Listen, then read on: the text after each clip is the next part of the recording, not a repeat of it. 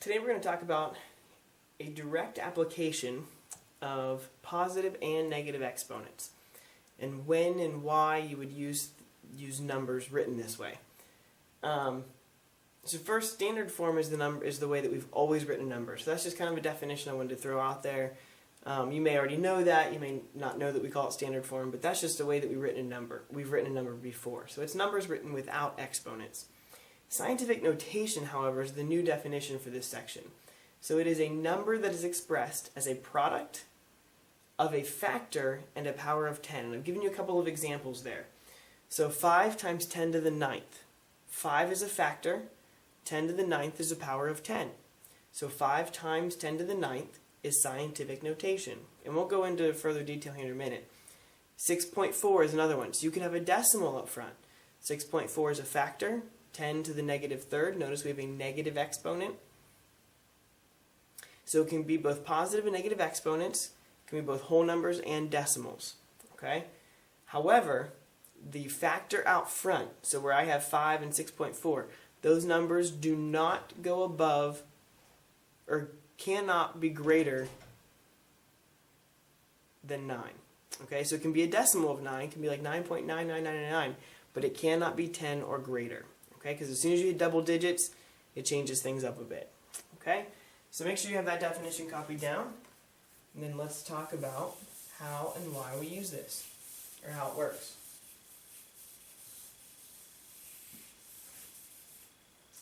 So example number 1.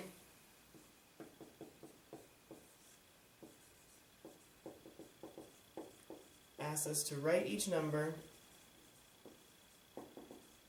in standard form. So they're going to give them to us in scientific notation, and they want us to rewrite them in standard form. So the first one is 2 times 10 to the third. Part B, 6.8 to the 6.8 times 10 to the fifth. And then part C will be 3.25 times 10 to the negative fourth. Okay? So those are the examples we're going to get to here in this time. So just kind of the generic, it's a whole number, positive exponent. This is as simple as it's going to get. 2 times 10 to the third.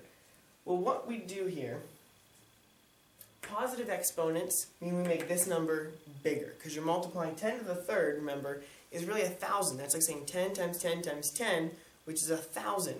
So this is like saying 2 times 1,000, which gives us 2,000. Well, the other way that we look at this is saying my decimal point is here. I move it this direction, in the positive direction, 3. So that gives me 2,000. So the number written without exponents, standard form, is 2,000. So same thing here. We have 6.8. Oh, I'm going to plug in my camera here. So here we have 6.8 times 10 to the fifth. Again, 5 is positive. So when we look at this, we're saying we're moving the decimal in the positive direction 5 units. So 1 counts as the 8, and then 2, 3, 4, 5, we have to add 4 zeros. So we have 6, 8, and 4 more zeros gives me 680,000. So that's how we rewrite this. So really, scientific notation, if you're noticing, is just a way to get rid of all those extra zeros that we don't want to write. So we have 4 zeros that are, they're just kind of clogging up space, right? So we write it as 6.8 times 10 to the fifth. And really, these two is not as necessary, but once you get into talking about atoms and molecules and things that are super duper duper tiny, or the distance between planets, or the distance between the sun and Pluto, or whatever it is, when you're talking about things that are really, really large and have a lot of zeros that you don't want to write, it's much easier to write them as 9 times 10 to the 16th than writing out 16 zeros, right? Now, negative exponent, we move in the negative direction, okay? So this time I'm going to move it in 1, 2, 3, 4. So we have 0.000,325, okay? So that is So looking at that, we have there's 325 millionths is that number, but it's much easier to say 3.25 times 10 to the negative fourth, right? So those are some of the that's just the basic conversion from scientific notation to standard form. Well, let's go the other direction now. Let's take it from standard and write it in scientific notation.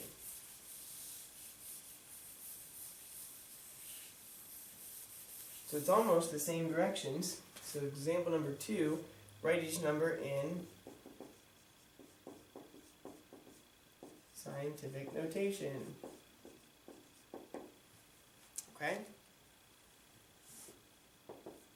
So letter A, we're going to have 4 million. So 4 followed by 6 zeros. B is going to be 5,800.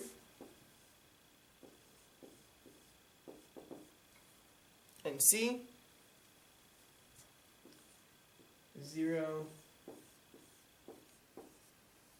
4072. Okay? So jot those down. Now, an important thing to recognize with scientific notation is that you only have one digit in front of the decimal, and it can't be 0. So we always have a number in front of the decimal, and it can't be 0. So looking at 4 million, I want to write this as 4 times 10 to the, well, how many places did I move it? 1, 2, 3, 4, 5, 6. So it's 10 to the 6th. And that's all that's to it. You put one number out front times 10 to the 6th. Now here, when we have 2 digits, only one of them goes up front. So we have, so we're going to have 5.8. Well, how many places did I move it? 1, 2, 3. So 5.8 times 10 to the 3rd. Now, what do you think is going to happen if we're moving it now and taking it from a decimal? So if you're taking it from a big number and getting to that smaller number here, we make it a positive exponent. But if we're taking the decimal and making that bigger number, then we're going to make it a negative exponent. So I move it 1, 2, 3, 4, 5 places. So again, one digit out front still, 7.2 times 10 to the negative 5th power.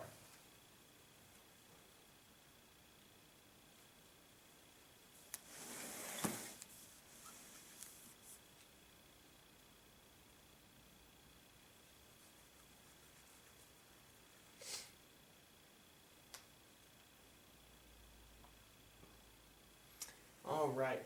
So let's take a look at, there are some word problems that we can do this with, because this is scientific notation, so there are obviously going to be some scientific ways to use these things. Example number 3 says, scientists estimate that there are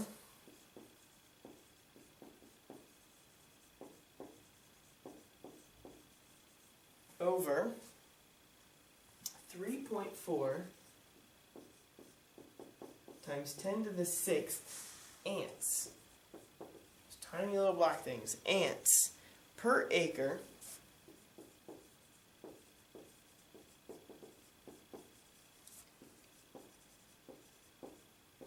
in the Amazon rainforest.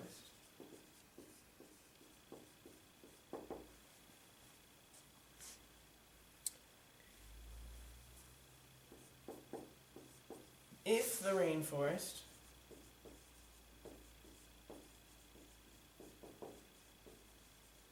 covers 1 billion acres,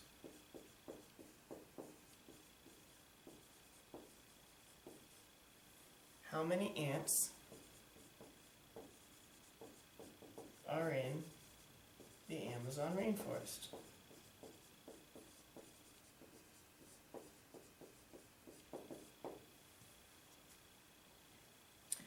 we have a couple of numbers here that obviously we're going to be using. So we have scientists estimate there are over 3.4 times 10 to the 6th. So that one's already in scientific notation for us. 3.4 times 10 to the 6th. Well, notice that that's per acre, right? Well, how many acres are there? There's a billion of them.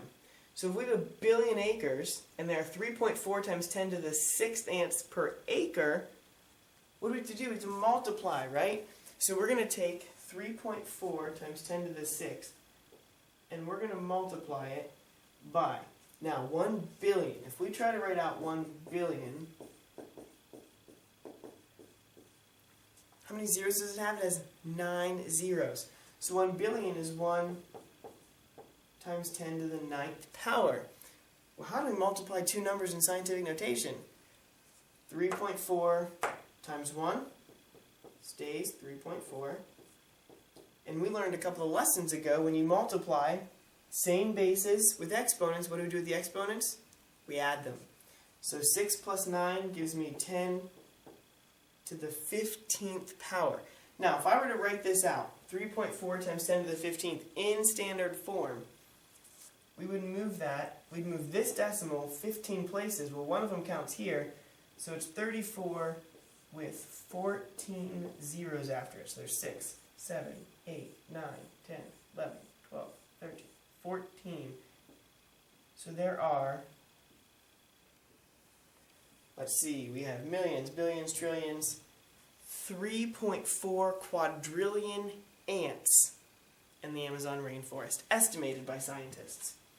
That's a whole lot of ants. And this is one of those times where I'd much rather write 3.4 times 10 to the 15th instead of 3 quadrillion 400 trillion. But hey, that's just me. Maybe you'd rather write it with all those zeros. Alright. So that concludes this lesson on scientific notation. This is just a fun, kind of a practical application of both positive and negative exponents and how we can simplify some numbers using exponents and powers of 10.